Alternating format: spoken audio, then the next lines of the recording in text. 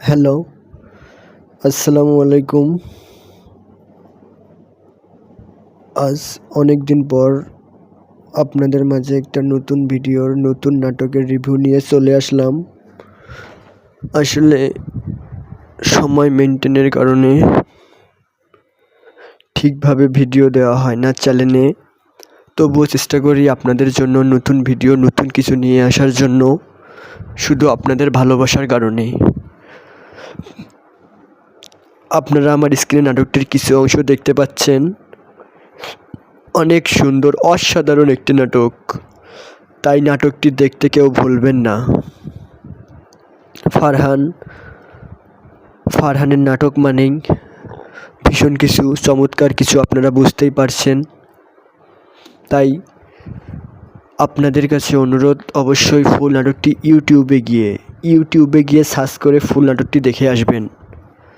আর ফারহান ভাইয়ের নাটক যদি আপনাদের কার কার ভালো লাগে, অবশ্যই কমেন্ট বক্সে আমার কমেন্ট করে জানাবেন। আর নতুন নতুন নাটক যখনই রিভিউ চলে আসবে, তখনই আমি আপনাদের সামনে নিয়ে হাজির হওয়ার চেষ্টা হব। আমি আগের মতো আর ভিউজ পাচ্ছি না, লাইক পাচ্ছি না। আপনাদের সাপোর্ট, ভালোবাসায় আমি অনেক দূর এগিয়ে যেতে চাই।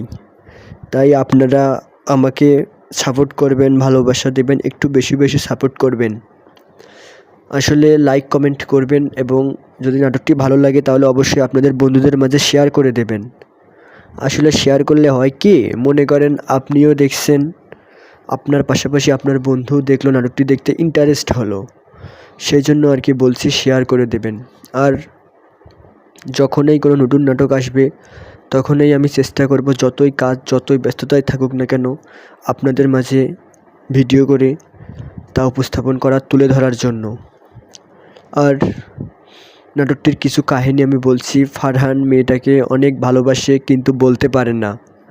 মেয়েটি হঠাৎ তাকে বলে, ভালোবাসলে মন থেকে বলতে হয়, চুপচাপ থাকলে কখনো ভালোবাসা হয় না। আর এই কথা শুনে ফারহানের মনে অনেক সাহস জমে গেছে, এবং ফারহান সেই মেয়েটিকে ভালোবাসার কথা বলে, তার মনের কথাগুলো বলে, এবং মেয়েটিও রাজি হয়ে যায়। থাক, আমি আর বলছি না, বেশি বললে আপনারা তো আবার নাটকটি দেখবেন না। তাই আর দেরি না করে ইউটিউবে গিয়ে সার্চ করে ফুল নাটকটি এক্ষুনি দেখে আসুন। আর নাটকটি যদি ভালো লাগে তাহলে অবশ্যই আমার চ্যানেলটি লাইক, কমেন্ট, সাবস্ক্রাইব করবেন এবং আমার পাশে থাকবেন। আর নতুন নতুন নিত্য নতুন নাটক পেতে অবশ্যই ইউটিউব চ্যানেল সাবস্ক্রাইব করে রাখবেন। ধন্যবাদ সবাইকে।